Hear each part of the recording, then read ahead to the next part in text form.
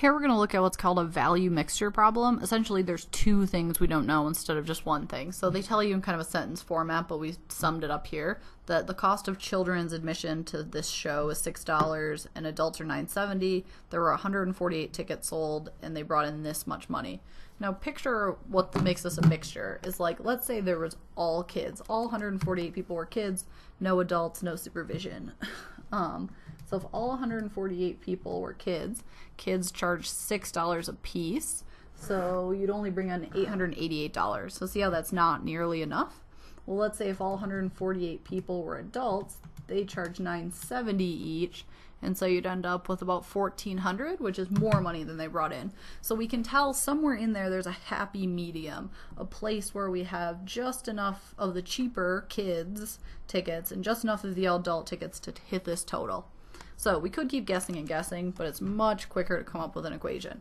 So picture first, there's two things we don't know, children and adults. So we'll pick something for a variable. So we'll say C is the number of children, and we'll say A is the number of adults. So quickest equation is 148 tickets sold. So the number of adults plus the number of children is 148. So maybe it could be like close to 70 and 78 or something, maybe an even split-ish. Could be all, well, we just saw it couldn't be, but it could be all adults, all kids. Just we know the total number of people is 148. All right, well, if we're talking about money now, the total amount of money. Now I can't just say A plus C, because first off, that's the number of kids and the number of adults, not money.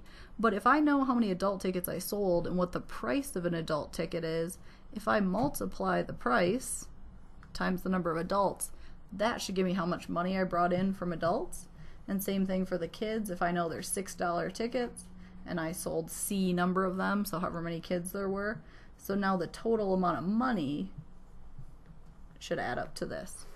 And now if we think about these two equations, see how this one is the number of adults, number of kids is the number of tickets. This one is the amount of money gives you an amount of money total. So make sure that your kind of units on both of them line up. So now that we have two equations, we should be able to solve. So let's say in this top equation, we have two unknowns we want to substitute.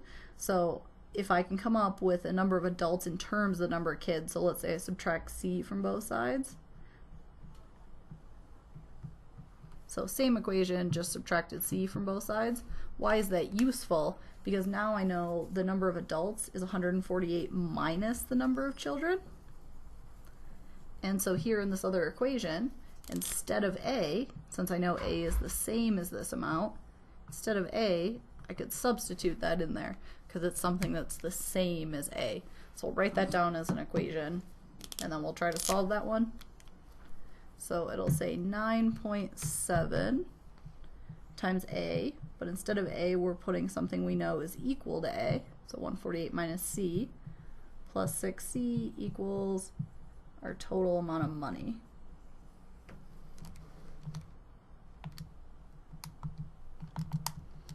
And so now we'll just work on simplifying and solving this.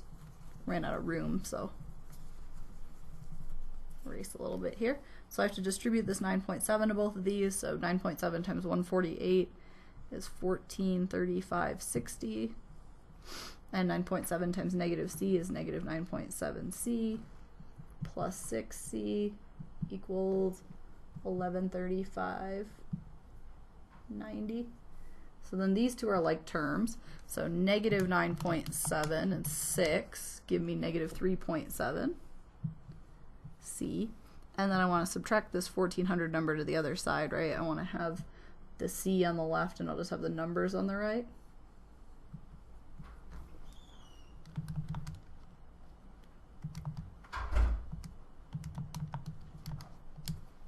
So I have negative 3.7C equals negative 299.7.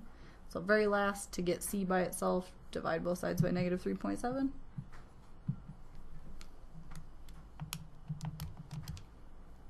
So C equals 81.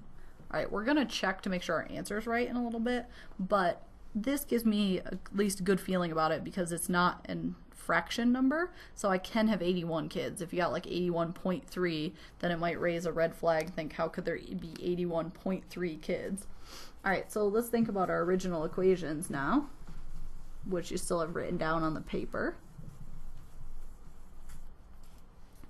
They were supposed to add up to 148 tickets.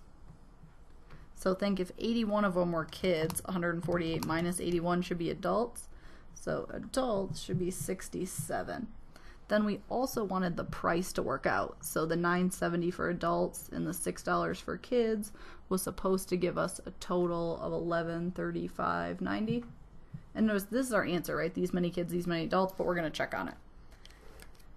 So let's say if we have $9.70 times the number of adults plus $6 times the number of kids,